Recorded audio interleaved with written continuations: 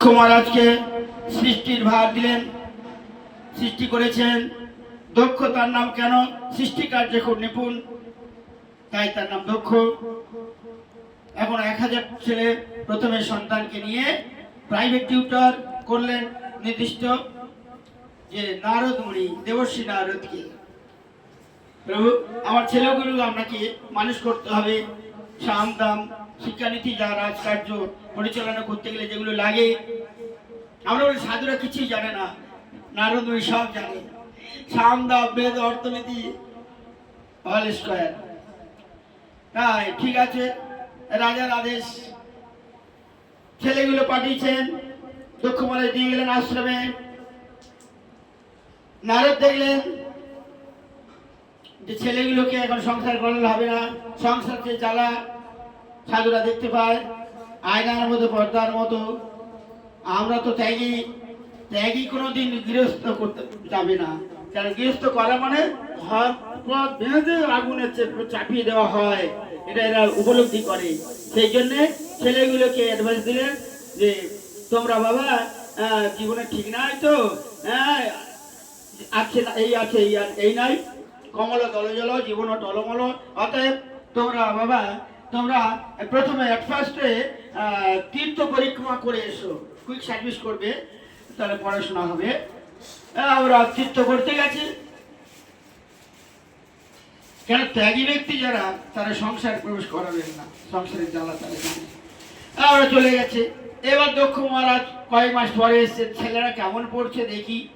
হ্যাঁ, ভালো তো টিউটার করেছি, একেবারে পিএইচডি পাস নারদ মুনি। ও বাবা, nobody present here my son. What is matter? দেখুন রাজামশাই, আমি কি বলবো, আপনি রাজা, আপনার ছেলে রাজকুমার, তাদের কথা আমি ফেলতে পারি না।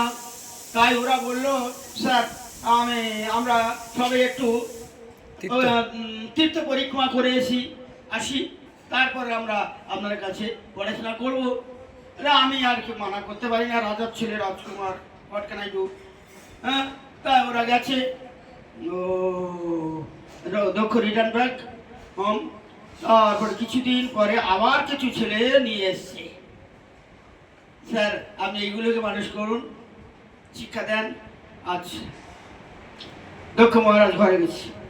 এবার সন্তানরা তাদের বললে, দেখো বাবা, খুব ভালো হয়েছে, তোমার অগ্রজরা, তোমার দাদারা ওরা তীর্থ পরিক্রমা করতে গেছে, তা তোমরা সবাই মিলে তাদেরকে খুঁজে নিয়ে এসো, প্লাস তোমাদের তীর্থ পরিক্রমা হয়ে যাবে, একসঙ্গে তোমাদের শিক্ষা দেবো। Don't mind. কে বললেন ওটা মহারাজ? হ্যাঁ, পরের ছেলেগুলো নারদ মুনি বলছে। নারদ মুনি বলছে তীর্থ পরিক্রমা করে ওদের ঘুরিয়ে নিয়ে এসো, নিয়ে রিটার্ন ব্যাক করো, আর ওই তীর্থ পরিক্রমা। আচ্ছা হ্যাঁ ঠিক আছে, গুরুদেব ঠিক বলেছে। ওরা চলে গেছে। আবার দক্ষ এসছে কয়েক মাস পরে। What is matter? ভূগোদার, তারা কোথায় গেল ছেলেরা আমার? বলে, দেখুন রাজন, কি আর বলবো, এরা বললো দাদারা যখন কোথায় তীর্থ পরিক্রমা করতে গেছে, হ্যাঁ আমরা একটু খুঁজেও নিয়ে আসি, আমাদের তীর্থ পরিক্রমা হয়ে যাবে, একসঙ্গে আমরা লেখাপড়া করবো। Good idea. চলে গেছে। তাই রাজা ওরা তো তীর্থ পরিক্রমা করতে গেছে, দক্ষ তো নিপুণ, হ্যাঁ বুঝতে পেরেছে, সব কর সাজিয়ে নারদ মুনি। দাঁড়াও, আমি অভিশাপ দেবো। হে নারদ মুনি, হে প্রাইভেট টিউটর, ডোন্ট মাইন্ড, আপনি আর এক জায়গায় থেকে ভাগতে পারবেন না, এগুলো আমার ছেলেগুলো সর্বনাশ করেছেন, সেই জন্যে আপনি 24 ঘন্টা ছাড়া একসঙ্গে 3 দিন থাকতে পারবেন না। থ্যাংক ইউ, আমি খুব ধন্য হলাম নারদ মুনি, তোমার ছেলেদের নিয়ে আমার মাথা ছিকুর যেত। একটা পাথর, একটা কাঠকে মানুষ করা অ আনা যায়, প্রথমে শিক্ষকরা জানে। আমরা বেঁচে গেছি যে হে রাজন, মনে মনে যে আপনার অভিশাপ নয়, আমার আশীর্বাদ হয়ে গেল। আমি এখন দেশ বিদেশে লেখে নিচ্ছে, আমি যেতে পারি। নারদ মুনি বাজায় বিনা, রাধিকা রমণ নামে, নাময় মনে উদিত হয়, ভকত গীত সামে, নারদ মুনি বাজায় বিনা রাধিকা রমন নামে। ছুটি পেল, নারদ মুনি ছুটি পেয়েছে, খুব আনন্দ। তখন ত্রিভুবন থেকে নিত্য থেকে যায়, মাঝে মাঝে দ্বারকায় যায়। এক জায়গায় থাকতে পারবে না এই জগতে, সেই জন্য মাঝে মাঝে দ্বারকায় কৃষ্ণের কাছে যায়। মাঝে মাঝে দেখা হয়, কোনো সময় দেখা হয় না। তবে এবারে যেবার গেছে দেখা হচ্ছে না, ভগবান নেই, তার কাজে গেছে। আবার দেখা হয়েছে বা এসছেন, প্রভু আপনি কোথায় থাকেন? আমি আসি এখানে একটু রেস্ট করার জন্য, আপনার সেবা করবো, স্তুতি করবো, পুজো করবো। আমি দক্ষিণ রবি সপ্তাহ এক জায়গায় থাকতে পারি না, এখানে এক সপ্তাহ থাকতে পারি। হ্যাঁ হয়, মানে কোথায় আপনি থাকেন? অলওয়েজ। কেন তুমি না জানো না? তুমি জানো না, হোয়াট ইজ ম্যাটার? এটা হতে পারে না।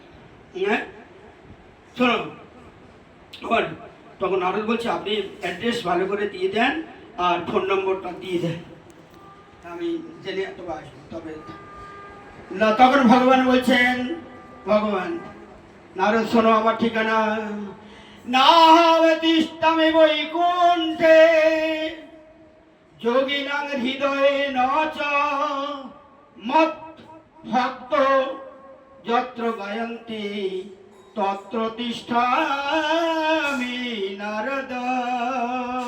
হে নারদ, আমার ঠিকানা শুনলে তো? আমি যোগীদের হৃদয়ে শুধু বসবাস করে থাকি না, ওকে থেকেও বাইরে থাকি। কোথায় পরে বলছি, বৈকুণ্ঠে যে ওখানে পড়ে আছি তাও না, ওখানে আছি আমি এক বৌসা হতে পারি। তাই ওখানে থেকেও আমার ভক্তগণ যেখানে আমার গুণগান করেন আমি সেখানেই থাকি। যেখানে ভাগবত গীতা গঙ্গা তুলসী ভক্ত আমি সেখানেই থাকি। শুনলে তো? অ্যাড্রেস নিলে রে?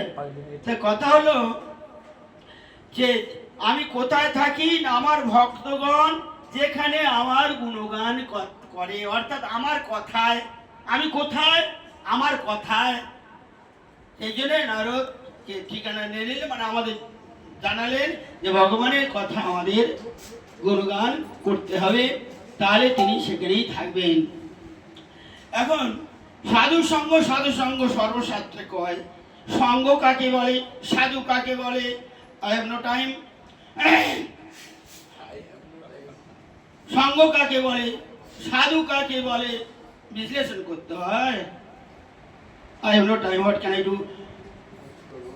Time? Other 5 minutes? 5 minutes.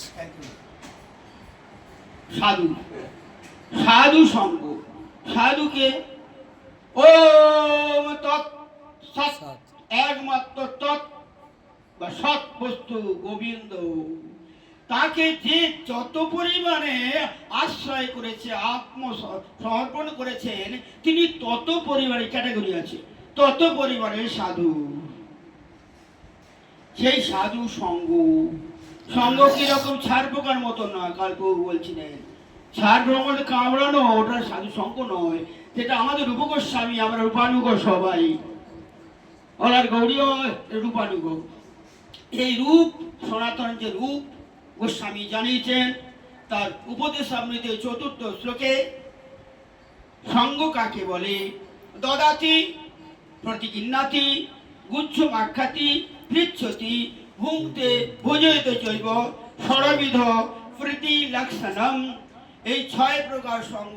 সঙ্গ বা 6 প্রকার। ইয়েস, ওগো 6 সৎসঙ্গ দেহে আমারে বসেছি সঙ্গের আসে। সব 6 প্রকার। বাক্যবেগ, মনোবেগ, কি বলছে? ওগো বৈষ্ণব ঠাকুর দয়ার সাগর এ দাসে করুণা করি দিয়া পদ ছায়া শোধহে আমারে তোমার চরণে। 6 বেগ তুমি, 6 দোষ সদি, 6 গুণ দেবদাসে, অল আর 6। দেখেন 6 সৎসঙ্গ। রূপ গোস্বামী জানাচ্ছেন দদাতি, সাধুকে দিতে হবে তার যেটা লাগে। শীত আসছে, কম্বল চাদর লাগতে পারে, গরম আসছে, তার পাখা লাগতে পারে।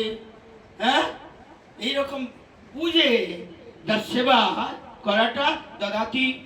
এবং তিনি, তার কাছ থেকে আমি কি নেব? প্রতিজ্ঞাতি তার কাছে হরিকথা আমার মঙ্গলার্থে হরিকথা নেব। তাহলে দদাতি প্রতিজ্ঞাতি গুচ্ছম আখ্যাতি পৃচ্ছতি। গুচ্ছম মানে পড়ে গোপন কথা। কি প্রভু হে বৈষ্ণব ঠাকুর, আমি আপনাকে গুরুদেবের কাছে বা গুরুদেবের কাছে গুরুদেব বৈষ্ণব শ্রেষ্ঠ বৈষ্ণব, আমি আপনার কাছে দীক্ষা নিয়ে এসেছি, কিন্তু আমি এখনো ছাড়তে পারি না। স্মোক করে বন্ধুদের সঙ্গে করে ঘটকে না একটু কি করতে পারি। ওই প্রাইভেট কথা বললো, এ গুরুদেব আমি খারাপ ভাবে বললে হবে না, ওটা কেন ছাড়তে পারছি না এখনো, এটা প্রাইভেট কথা, গোপন কথা। যত সম্ভ্রান্ত রাজকুমারী হলেও ডাক্তারের কাছে গোপন কথা বলতে হবে, নতুন মেডিসিন উল্টো পাল্টা দেবে। যে যোগ লজ্জা করলে হবে না। তাহলে গুচ্ছ আখ্যাতি পৃচ্ছতি, তার কাছে কিছু জানার জন্য যেতে হবে, ফাইট করার জন্য নয়, তার কাছে কি জানতে হবে। দলের প্রতি গুচ্ছ আখ্যাতি পৃচ্ছ ঘুমতে সাধুকে খাওয়াতে হবে, আর সাধুর এটো উচ্ছিষ্ট খেতে হবে।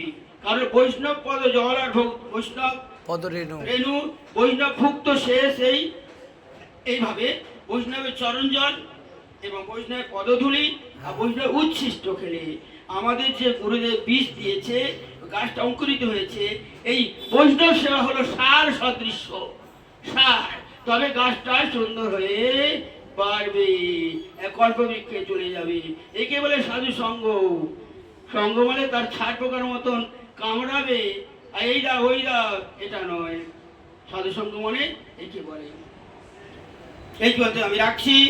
হ্যাঁ, বঞ্চা কল্প দুর্ভাষ্য কৃপা সিন্ধু এবাচ পতিতানাং পাবনেভ্যো বৈষ্ণবেভ্যো নমো নমঃ।